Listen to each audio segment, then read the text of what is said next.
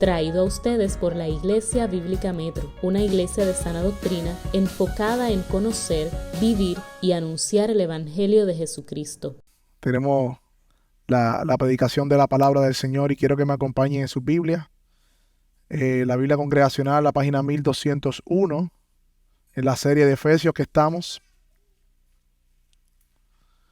Y yo sé que a usted le pasa y a mí me pasa también. En nuestras lecturas rutinarias de las Escrituras, cuando volvemos a un pasaje, comenzamos a ver cosas que no veíamos. Lo leímos. ¿Cuántas veces hemos leído Génesis, Éxodo, Mateo, Romanos? Pero cada vez que leemos la palabra y aún predicamos la palabra, si yo predico un sermón que ya yo he predicado, no lo voy a predicar igual. Porque a medida que vamos conociendo más al Señor, no solamente eso, y a medida que vemos que la palabra de Dios es profundidad de la profundidad, vamos a ver verdades de ella. Por esa razón he decidido también mantenernos en el pasaje que se predicó el domingo pasado acerca de la adopción, porque hay unas verdades implícitas allí que son muy pertinentes para nosotros hoy también, además de las que ya se predicaron. Hay unas verdades acerca de la adopción que creo que son pertinentes para hoy.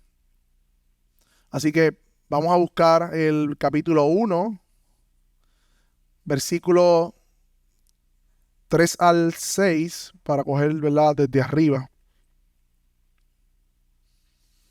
Y dice la palabra del Señor: bendito sea el Dios y Padre de nuestro Señor Jesucristo, que nos ha bendecido con toda bendición espiritual en los lugares celestiales en Cristo.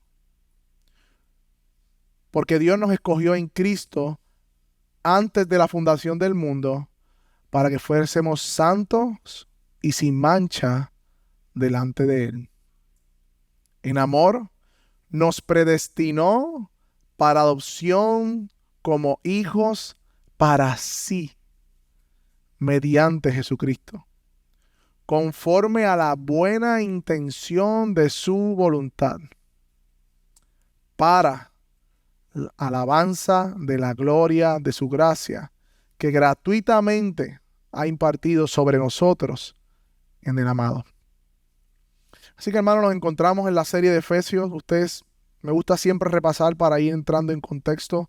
Efesios es una carta enviada a una iglesia. No hay un tema particular como en Corintio, como en Gálatas o otro tipo de cartas, ni son personales. Por eso es una carta universal. Las verdades que están aquí es hermoso porque son verdades que se pueden aplicar a toda iglesia. Usualmente cuando vamos a interpretar Corintios tenemos que ver qué está pasando, por qué dijo esto. Aquí también Pablo tiene un contexto, pero es una carta que no trata ningún tema personal de la iglesia, sino que se le considera una carta universal. Los primeros 3 capítulos, como hemos dicho, son lo que Dios ha hecho, lo que Dios ya ha hecho, y los otros 3 capítulos es cómo nosotros vivimos a la luz de lo que Dios ha hecho. Ese es el resumen de la carta de Efesios. Y la palabra clave en Efesios es el misterio revelado en Cristo. Y en esta parte que nos encontramos ahora, nos encontramos desglosando las bendiciones espirituales que hemos recibido en Cristo. Hemos hablado ya de la elección. Hemos hablado algo también de la adopción. Y yo quiero hacer una ilustración porque me llamó la atención algo que sucedió ayer de camino a Toa Alta. Teníamos una asignación con Daniel. Usted sabe que siempre le dan la asignación a los niños de ir a buscar los pueblos de la isla, tirarse fotos ¿verdad?, en la plaza, tirarse fotos en los ríos y hacer un trabajo de un pueblo. Y de camino yo estaba escuchando a un señor que estaba entrevistando en YouTube de uno de esos personajes realmente raros que están en la plaza pública de Toa Alta. Estaba allí, está en YouTube. Y él le comienza a preguntar sobre la historia de Toa Alta. Hermano, ese hombre empezó a decir un montón de cosas. De cuándo se fundó, de quién era su abuelo. Y él dijo una frase que me quedé, wow, esto nos puede estar pasando a nosotros también como cristianos. Él dijo una frase hablando de su abuelo, del pasado, de cómo se fundó el pueblo. Dijo, nos estamos muriendo sin saber quiénes somos. Él lo dijo en referencia al pueblo. y a la historia del pueblo. Pero me quedé meditando si nosotros como cristianos estamos viviendo en esta vida, muriendo, porque cada segundo que pasa vamos muriendo en esta vida terrenal, sin saber quiénes somos. Sin saber quiénes somos. Y como puede ver en el pasaje, versículo 5, vaya conmigo, ahí dice, vamos desde el 4, porque Dios nos escogió en Cristo antes de la fundación del mundo, para que fuésemos santos y sin mancha delante de Él. En amor nos predestinó para adopción como hijos, para sí, mediante Jesucristo. Y lo primero que yo me pregunté al leer este pasaje, y tiene una intención todo lo que voy a decir, ¿hay alguna diferencia entre elección en el versículo 4, lo ven conmigo, y predestinación?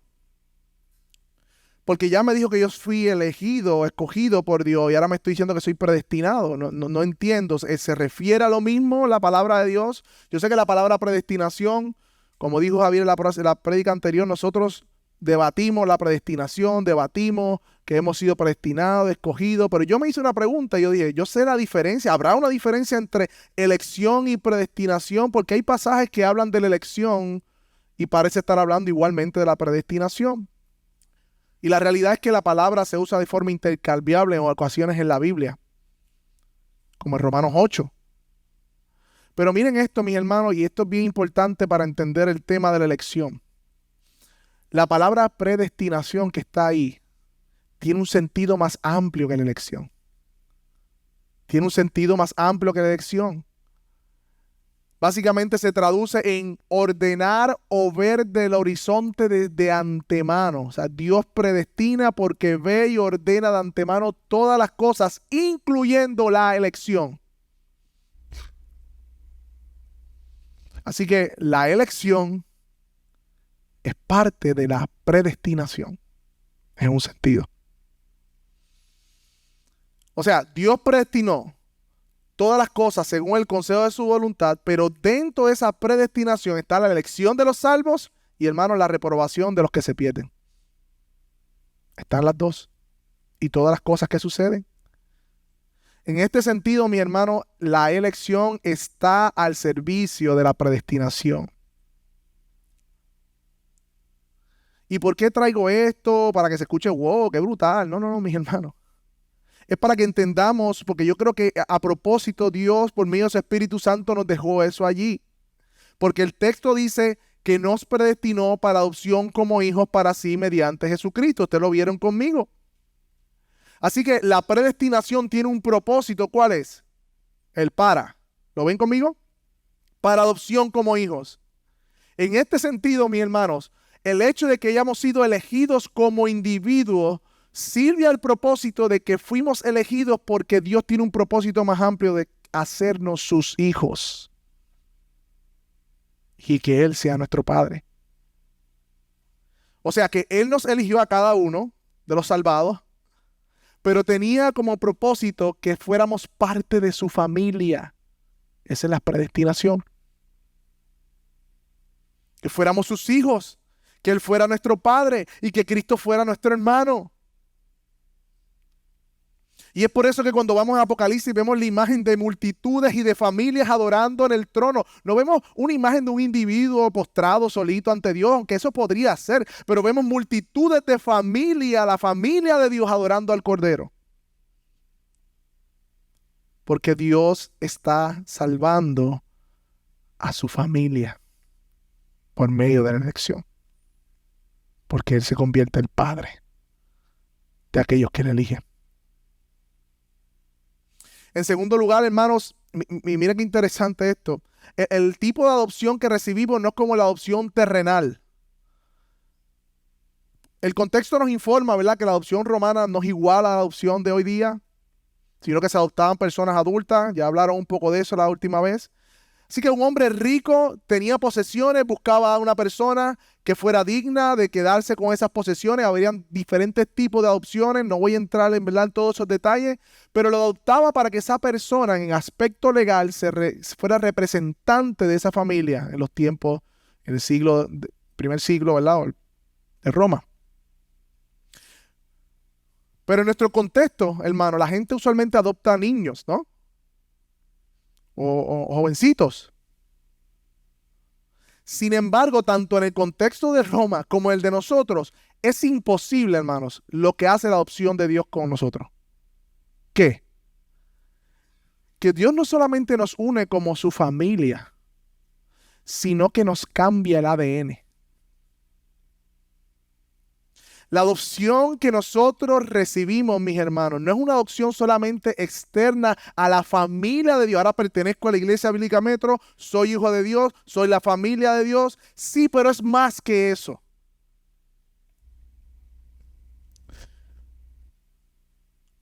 Por más que una persona adopte un niño, no puede cambiar los factores hereditarios, sanguíneos, ni facciones del niño. Ya las creó, ya las tiene. Ni su comportamiento, aunque en un sentido hay un trabajo de trabajar ese comportamiento, pero aún así el niño permanece con el ADN de sus padres. Pero espiritualmente hablando, hermano, nuestra adopción nos hizo o nos hace renacer, nacer de nuevo del Espíritu para poder ser llamados hijos de Dios. Y eso es lo que Juan dice en el capítulo 3, versículos 6 al 7. Lo que es nacido de la carne, carne es. Lo que es nacido del Espíritu, Espíritu es. Por eso le dice a Nicodemo, no te asombres que te dije que tienes que nacer de nuevo, tienes que nacer de nuevo. ¿A qué está hablando Jesús allí a Nicodemo? De la obra de regeneración del Espíritu en aquellos que Él salva, los hace nacer de nuevo, del Espíritu.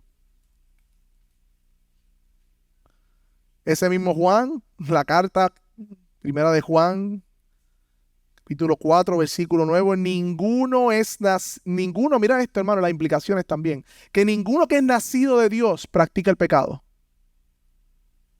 Porque la simiente de Dios permanece en él y no puede pecar porque es nacido de Dios, mis hermanos. Dios nos adoptó mediante Cristo, haciéndonos nacer de nuevo. Hemos nacido del Espíritu, aquellos que hemos creído y hemos sido salvados por Él, en una nueva familia donde Dios es nuestro Padre, hermano. Por eso en Romanos 8:15 dice, ustedes no han recibido un espíritu de esclavitud para volver al temor, sino a que han recibido un espíritu de adopción como hijos, por el cual clamamos, Abba, Padre. Ese Espíritu Santo que viene a la vida del creyente le da testimonio al creyente de que es hijo de Dios. Es una obra interna la adopción de nuestro Dios. Y dice el versículo 17, Romanos 8:17, y si somos hijos de Dios, somos también herederos, herederos de Dios y coherederos con Cristo, si en verdad padecemos con Él, a fin de que también seamos glorificados con Él. Hay una expresión en el aquí y en el ahora de ser hechos hijos de Dios. Hermanos, ¿cuáles son las aplicaciones de todo esto? Y yo no sé si usted se ha preguntado en primer lugar, como yo hice algunas semanas atrás y me derramé en lágrimas porque yo decía, Dios, que tú eres mi Padre.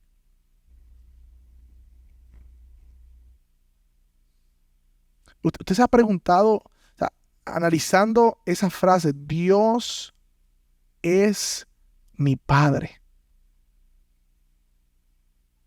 Que Él me predestinó a mí a ser hijo suyo por medio de Cristo.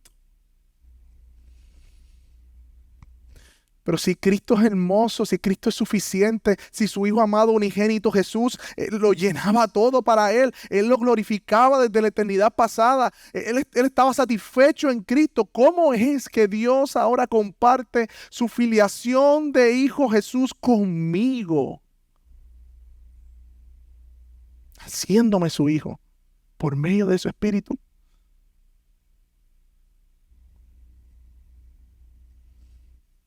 Si esto no derrite su corazón, mi hermano, si esto lo mantiene en una postura fría, no estamos entendiendo el Evangelio.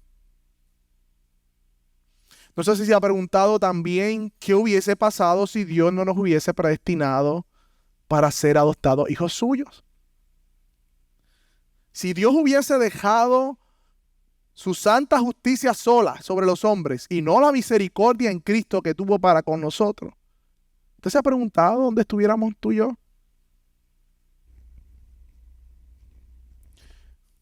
Esta semana, saliendo de calle Loíza, sentí hasta realmente lo que estaba pasando allí, un ambiente cargado espiritualmente hablando.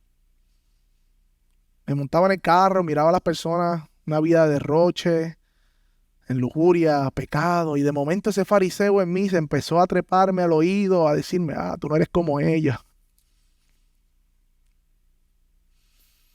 Pero fui recordado nuevamente que yo no soy nada diferente a los que se pierden, hermano. Si la mano de gracia del Señor no hubiese estado sobre mi vida, yo estaría igual o peor que ellos. Igual o peor. Lea Romanos 1:18 en adelante. Y ese es su estado. Sin la gracia de Dios en su vida. Hermano, esta verdad debe sacarnos de todo orgullo, de toda prepotencia y doblar nuestras rodillas y vivir delante de Dios en una humillación por la gracia inmerecida que hemos recibido de ser predestinados hijos suyos, hermano. Que hoy el Espíritu Santo clame dentro de ti, Abba Padre, dándote confirmación de que eres hijo de Dios, mi hermano. Eso no es cualquier cosa. Esa es la motivación única de vivir delante de rodillas de nuestro Dios.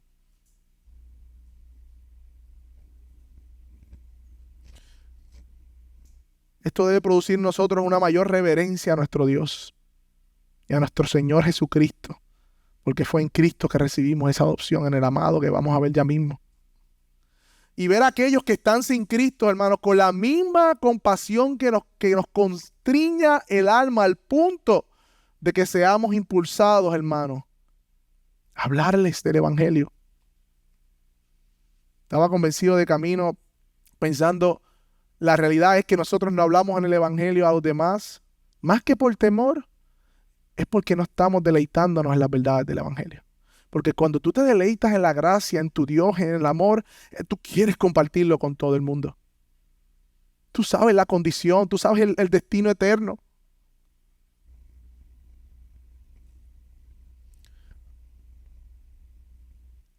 Otra de las aplicaciones que surgen de esta verdad, mi hermano, es que su adopción implantó en nosotros su espíritu. O sea, me hizo renacer de la simiente de su espíritu. Yo soy una nueva creación, dice Pablo en 5:17 en 1 Corintios. Y esta verdad, hermano, debe ser central cuando somos enfrentados o confrontados con las tentaciones en el día a día. Yo siempre le digo a algunos jóvenes, cuando yo tenía unos amigos que eran mis amigos del alma, como uno dice, de tercer grado, y siempre digo, nos mirábamos, nos reíamos, sabíamos todo lo que hablábamos, pero yo no pertenecía a ese lugar, pero yo no me daba cuenta. Yo quería mantener la amistad con ellos y seguir sirviendo al Señor. Hasta que un día, no sé cómo, por medio de su palabra, Dios me mostró, es que ese no es tu lugar, tú no perteneces ahí. ¿Qué les quiero decir con esto, hermano? Y se acabó la lucha. Literalmente se acabó la lucha. Dejé de hablarle, dejé de buscarlo. Se molestaron conmigo. No importa los años que llevamos de amistad. Pero lo que les quiero decir con esto mismo pasa, hermanos, con las luchas diarias con nuestro pecado. Tú eres un hijo de Dios. Y si te enfrentas a la tentación sin entender eso y vas con tu fuerza,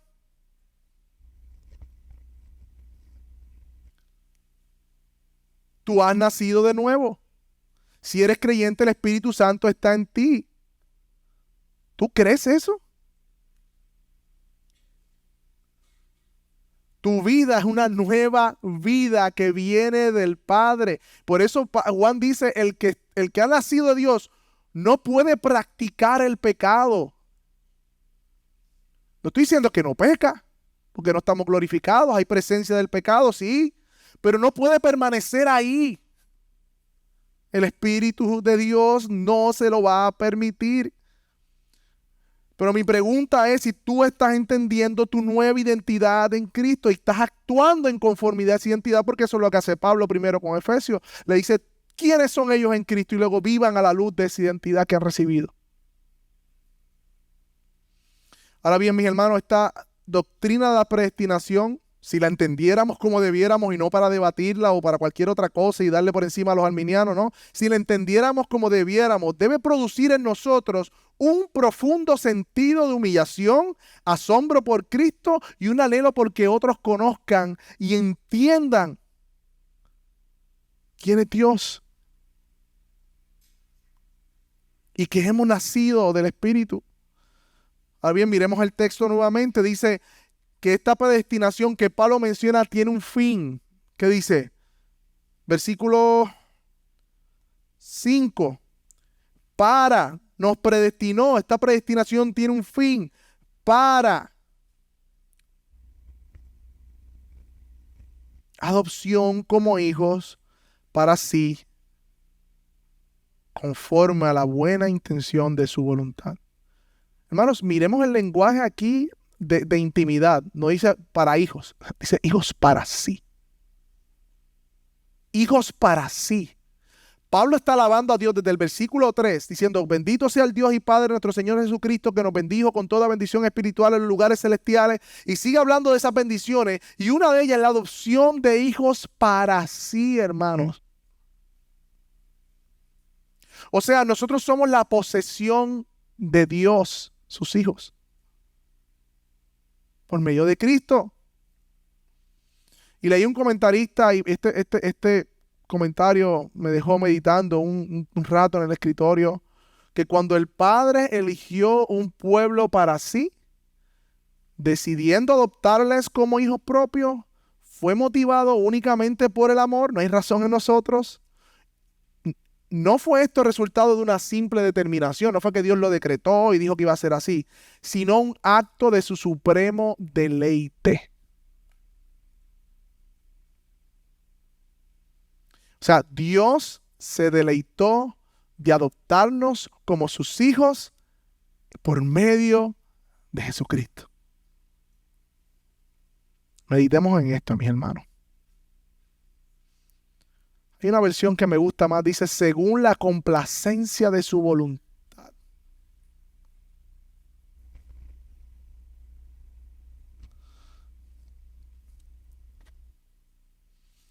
Mediante Cristo, mis hermanos, somos el objeto del deleite de Dios. Porque estamos en Cristo, somos suyos.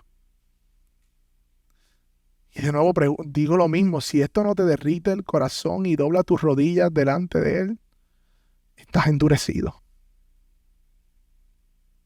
Nos podremos quedar como una piedra ante esta verdad. Podremos salir de aquí, vivir la vida como si nada, al entender esta verdad, como si la vida se tratase de nosotros. ¿O nos llevará esto a doblar nuestras rodillas en arrepentimiento y fe y pedir perdón? Porque nosotros, que somos los hijos adoptados, que no teníamos nada bueno para hacer, para que Él nos mirara, encontramos deleite en otra cosa que no es Él.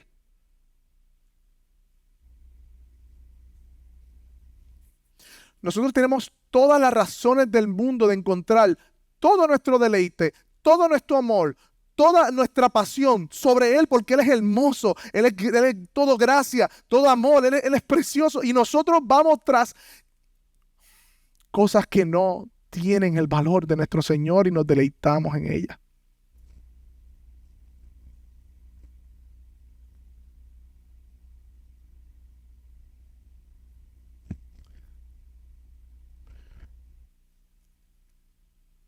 Nuestro deleite suele estar en aquello que no queremos dejar ir de nuestras vidas. Nuestro deleite está en aquellos que pensamos y hacemos todos los días. Nuestro deleite está en aquello que nos motiva a vivir y nos levanta de la cama cada día. Y tenemos que preguntarnos si ese deleite es nuestro Señor Jesucristo. Hay algunas implicaciones, mis hermanos, de ser adoptados. Hay algunas implicaciones más, hay muchas, No las voy a cubrir todas, pero dice que nos predestinó para ser adoptados como hijos para sí mediante Jesucristo. Eso quiere decir, hermano, esta primera implicación de ser adoptados es que tenemos un padre. Tenemos identidad. Un cristiano, decía J. Packer, es uno que puede llamar a Dios su padre. Esa es la teología del Nuevo Testamento. Ese es el resumen de la teología del Nuevo Testamento. Cómo por medio de Cristo podemos llamar a Dios nuestro Padre. Y estoy convencido, como dije al principio, que muchas veces sabemos esto, pero lo sabemos aquí. No aquí. ¿Realmente entendemos que Dios sea nuestro Padre? Eso quiere decir, mi hermano, que ya tú no eres definido por el pecado ni por la culpa. Ya no te define el pecado. Si tú eres creyente, si has venido a Cristo, si el Espíritu clama Abba Padre, ya no te define el pecado ni la culpa. Tampoco eres definido por la familia en que naciste. No importa tus apellidos. Ya no eres definido por el barrio donde creciste. Que si te criaste en un residencial, que te criaste en el campo, te criaste en la ciudad, en la loza, como dicen, eso no importa. Ahí no está tu identidad. No somos definidos, hermanos, tampoco por el trabajo que realizamos ahora aquí en la tierra ni el estatus social. No tenemos que buscar significado en posiciones en esta vida porque tenemos identidad en Él y en ser reconocidos. No somos definidos, y que mucho le encanta al mundo, definirse por la raza, el color de piel y todas estas tonterías. Sino que somos definidos porque somos hijos de Dios. Tenemos un Padre que es nuestro Dios Padre. Nos ha adoptado por medio de Cristo. Tenemos identidad. Pertenecemos a Dios. Somos hijos de Dios.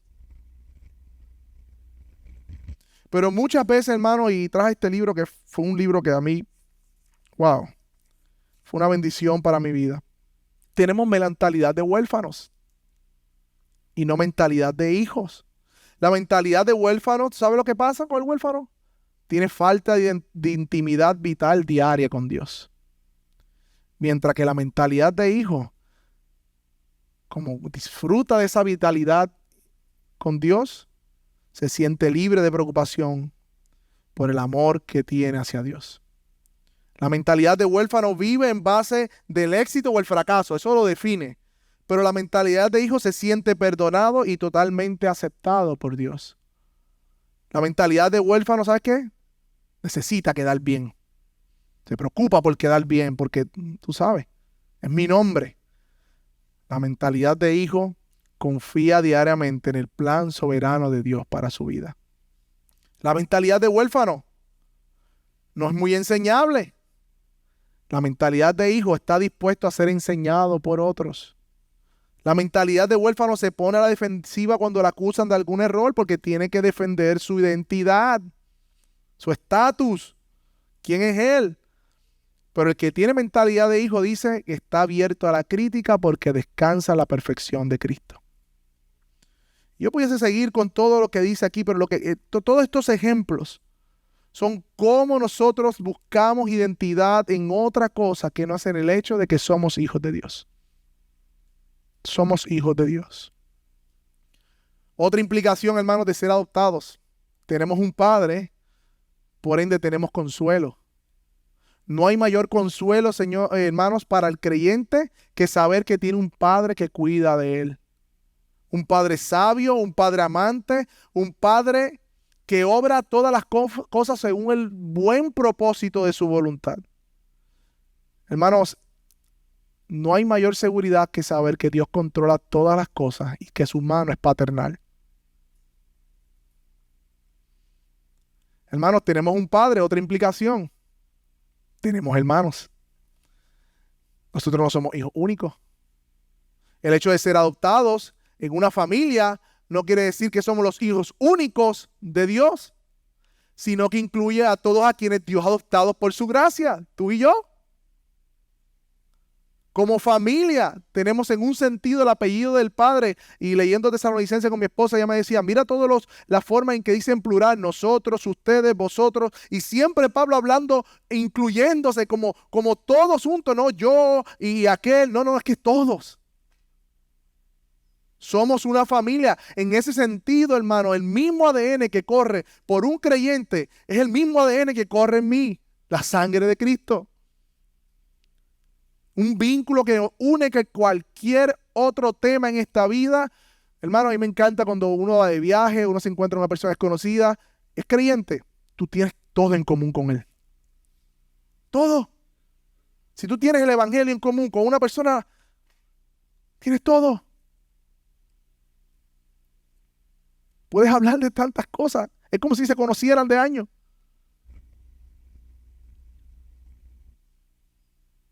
Ahora, como hijos amados, hermanos, podemos venir juntos a adorar como Padre en el día del Señor. Cantarle a Él, orarle a Él, gozarnos con Él. Qué gran gozo para nosotros esperar el día del Señor, el domingo, y venir juntos y reunirnos como una familia de Dios y darle gloria a nuestro Padre, gloria a nuestro hermano mayor Jesús. Pero hay una realidad también, mis hermanos. No hay ningún hermano que sea igual al otro. En toda la familia, aunque sean los mismos padres, puedes tener 10 hijos, ninguno de los hijos son iguales. Ninguno de los hijos son iguales. Somos diferentes, somos distintos, pero tenemos el mismo Padre y corre la misma sangre de Cristo en nosotros por medio de su Espíritu. Por eso nos amamos, hermanos. Por eso nos amamos, por eso hay un amor entrañable en nosotros, porque nos une la sangre de Cristo, un vínculo inquebrantable. Pero también habrá conflicto, mis hermanos. Esto es una reunión de santos que no han sido glorificados. Eso quiere decir que hay presencia del pecado en nuestra vida. Por lo tanto, la palabra perdón es una palabra que debe estar recurrentemente en nuestras bocas. Porque hemos sido perdonados y nosotros también pecamos. Habrá conflicto, pero tenemos su Espíritu que nos convence de pecado y nos une otra vez. Y es interesante, hermano, que a pesar de que haya conflicto, nos defendemos unos a otros porque nos amamos. Yo recuerdo cuando pequeño, mi hermano, no recuerdo dónde estaba, sí, me acuerdo, estaba en el parque y al lado del parque había unas escaleras y mi hermano menor, yo le llevo 5 años a él, quizás yo tenía como unos, 12 años, él tenía 7. Y viene otro chamaco de mi edad, de 12 años, a darle a mi hermano pequeño y le dio. Hermano, yo corrí. Yo no sé dónde salieron las fuerzas, pero yo corrí instintivamente a defender a mi hermano. Porque un tipo más grande de mi edad le está dando a mi hermano menor. A mí nadie me tuvo que explicar, mira, esto hermano, deberías ir. No, instintivamente. ¿Acaso tú y yo no correremos a nuestros hermanos cuando vemos que son azotados, golpeados por el pecado? Yo creo que sí. Tenemos un padre, hermanos. Y si un padre no corrige, ¿qué dice la Biblia? Bastardo, hijo bastardo, a quien no corría. Y estos días vi un video de un extraño, hay unos experimentos que hacen, ponen una persona desconocida, están grabando y ponen un niño al lado. Y viene un desconocido a tomarle la mano a la niña, vente, yo te voy a llevar. Y el desconocido que está ahí, que no sabe qué está pasando, pero ve que un adulto se está llevando a una niña, defiende a la niña. Y el tipo, hey, no la toques, tranquilo, no te metas, yo me la voy a llevar, no la toques porque está defendiendo a la niña. Y en una él dice, yo sabes lo que yo tengo aquí atrás, si te la toca. ¿Qué les quiero decir con esto, mis hermanos? Que si nosotros tenemos un Padre celestial que nos ama, porque nos hizo suyos por medio de Cristo, ha puesto su identidad en nosotros. Imagínense ahora que ese padre, un padre está viendo en un banco que sus hijos amados están siendo o están meciéndose en la falda de un extraño y que el extraño tiene un cuchillo atrás mientras el niño se sigue riendo con el extraño y el padre ve eso, que ese es el padre de ese niño. ¿Qué tú crees que hará el padre? ¿Qué tú crees que hará nuestro Padre terrenal? ¿Nos dejará en brazos del extraño a nosotros? No, hermanos. Si Dios es nuestro Padre, que lo es, nos irá a buscar, hermano. Nos irá a buscar. Nos llamará por nuestro nombre completo. Mi papá, me recuerdo, me buscaba, me pitaba. Había un pito que él hacía especial. Yo sabía que él estaba buscándome. Cuando no contestaba por su pito, me llamaba por mi nombre. Y sabes, cuando papá llama por nombre, el nombre completo. Víctor Adiel Mateo González. Ustedes saben. Y si no respondemos, va a correr a nosotros y nos va a agarrar por el brazo. Y si insistimos en no ser corregidos por nuestro Padre, el Padre tiene la vara y la correa. Gracias a Dios y gloria a Dios por la correa de mi Padre terrenal, que me libró de tantas.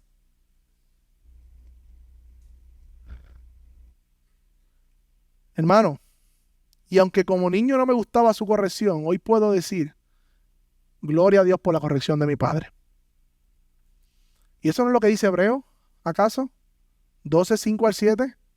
Hijo mío, no tengas en poco la disciplina del Señor, ni te desanimes a ser reprendido por Él, porque el Señor al que ama, disciplina, y azota a todo aquel que recibe por hijo. Es para su corrección que sufren. Dios los trata como a hijos. Porque, ¿qué hijo hay que su padre no discipline? Dice Hebreo 12, 5 al 7. Al fin, hermanos, otra implicación de que hemos sido adoptados es que tenemos un Padre y seremos corregidos por Él. Pero que su corrección es una corrección amorosa. Que al principio no nos guste. Puede ser una enfermedad, puede ser una circunstancia, puede ser una pérdida de algo. Pero Dios sabe lo que hace en nuestra vida. Dios sabe lo que hace. Él nos ama. Podemos confiar porque es nuestro Padre. Hermano, versículo 6. Todo esto, hermano, todo esto, el hecho de ser predestinado para ser adoptado hijo suyo, con todas las implicaciones de ser adoptado hijo suyo, ¿qué dice el versículo 6? Para la alabanza de la gloria de su gracia. O sea, la meta final, dice un comentarista, a la que cual todo contribuye es el reconocimiento, o sea, la adoración, la alabanza de la excelencia, o sea, de la gloria de Dios por el favor de los menos indignos, que es su gracia. Hermano, en el contexto de Efesios, ¿usted sabe qué hacían esas personas? Ofrecían a los dioses paganos ofrendas y adoración, pero para recibir algo a cambio de ello. Lo hacían para calmar la ira de los dioses y tener un favor de los dioses. Al final se estaban adorando ellos mismos, no a Dios. Pero en el caso de la predestinación, la elección y las bendiciones que hemos recibido en Cristo, la adoración no es una manipulación a Dios, es una excelencia de adoración debida a su nombre. Él merece ser glorificado por lo que ha hecho, hermano. Su vida y tu vida y mi vida debe ser una expresión de alabanza a nuestro Dios. Ningún aspecto del hecho de ser hijos de Dios es para alabanza propia, ni mía ni tuya, hermano.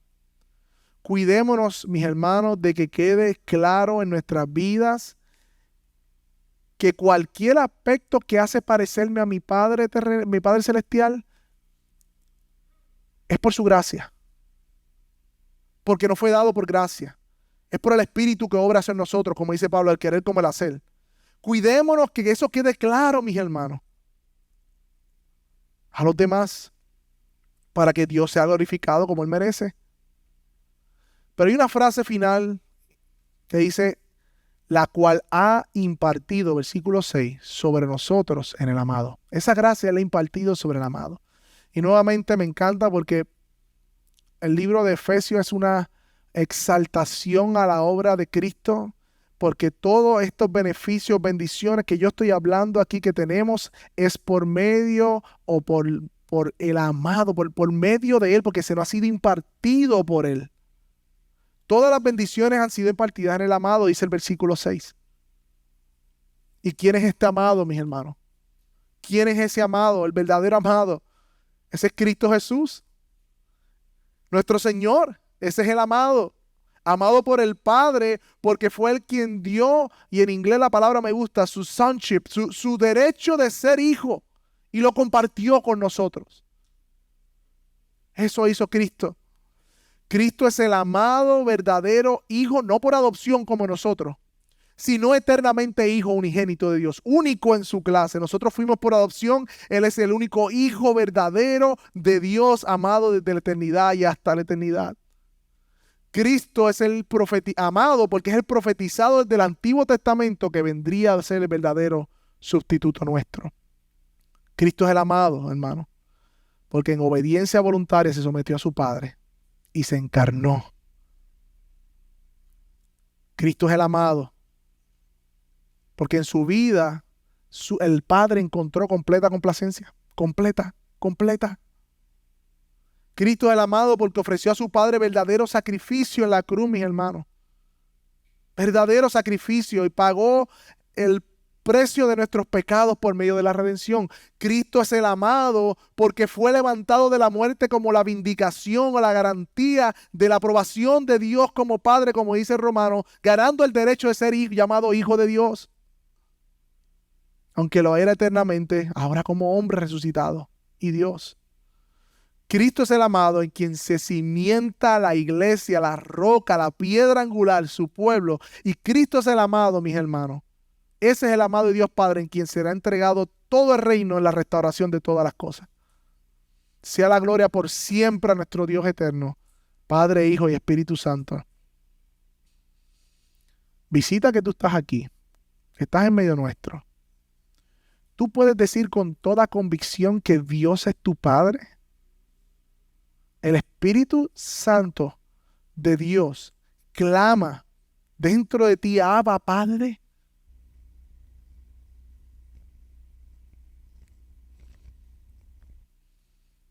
No, hermano, no todos nacemos hijos de Dios. Criaturas de Dios. Juan dice que aquellos que creen en su nombre les dio el derecho de ser llamados hijos de Dios. Tú has creído, y cuando digo creer, no lo digo culturalmente porque yo nací en una familia cristiana y yo siempre he ido a la iglesia, no, yo digo creer, sentarse, descansar, confiar plenamente en la obra de Jesús como aquella obra completa y satisfecha en donde tú encuentras la completa redención y puedes llamar a Dios tu Padre y tienes confianza plena y vives para Él por medio de su Espíritu. Ese es el creer que yo digo. Tú crees en las promesas de Dios. El ADN de Dios está en tu sangre, en tu vida. Visita que estás aquí, cuáles son tus deseos, tus aspiraciones, tu uso del tiempo.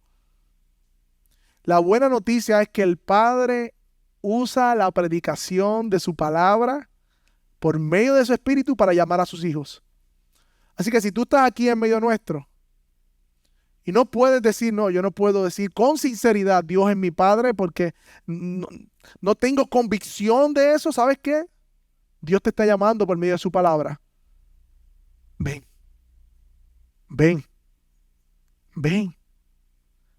Ríndete y reconoce que eres un huérfano y vives bajo un puente. Y ven a la riqueza de tu Padre que te ofrece vida y vida en abundancia. No te refugies en tu obra. No te refugies en tu buena personalidad. Porque eso no tiene valor eterno. Solamente la obra de Cristo tiene valor eterno. Y Él te invita hoy. ¿Qué tal si oramos, hermano?